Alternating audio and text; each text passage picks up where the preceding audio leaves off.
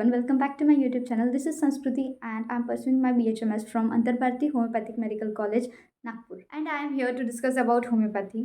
तो बहुत सारे लोग ऐसे हैं जिनको होम्योपैथी के बारे में कुछ भी नहीं पता होता है। उससे क्या होता है, हमारे होम्योपैथी के बारे में जो है वो मिथ्स बनते जा रहे हैं। तो वही मिथ्स जो है वो हम आज इस वीडियो में डिस्कस करने वाले हैं। प्रायर दैट बहुत सारे स्टूडेंट्स होते हैं जिनको एमबीबीएस चाहिए होता है, बीएमएस चाहिए होता है, देन वो प्रेफरेंस देते हैं बीएचएमएस को। अगर नहीं मिला, ये दोनों अगर नहीं मिले तो वो प्रेफरेंस देते हैं बीएचएमएस को। तो ऐसा है नहीं, each pathy has its own principles to cure the patients.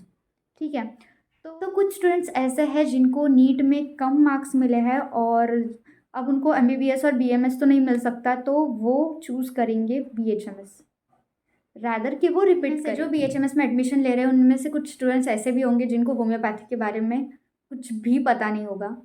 But अगर आप लोग बीएचएमएस और होम्योपैथी के बारे में अगर कुछ जान जाओगे, it just like a magic. एक ही सेंटेंस होगा इसके लिए, it just like magic, it act. So let's start the video about the myths and the facts about homeopathy.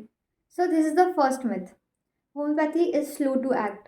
बहुत सारे लोग हैं जिनको ये लगता है कि होम्योपैथी बहुत ज़्यादा स्लो एक्ट करती है, और ये कुछ लोगों के लिए, बहुत सारे लोग हैं ऐसे जो ये मानते हैं, but it's not true.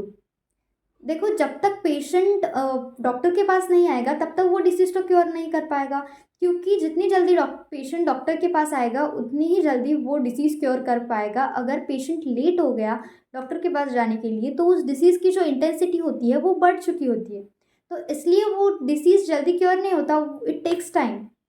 But अगर क्रोनिक डिसीज़ भी होगा तो वो टाइम लेगा, क्योंकि क्रोनिक डिसीज़ जो होता है वो स्लोली एक्ट करता है और उसकी जो इंटेंसिटी होती है वो ज़्यादा होती है, इसलिए वो टाइम लेता है। But in case of acute diseases it doesn't take time for sure.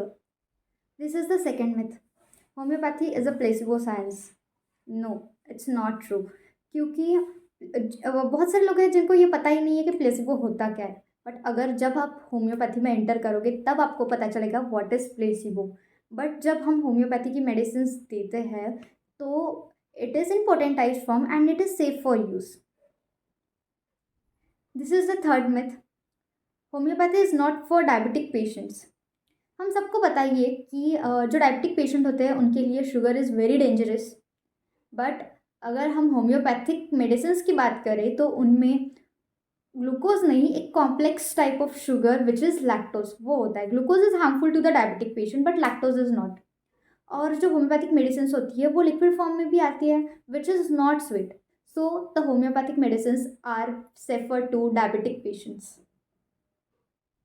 So this is about myths and facts about homeopathy. And जो अगली वीडियो होगी वो होगी scopes of homeopathy. Till then stay tune and subscribe to the channel and comment your queries.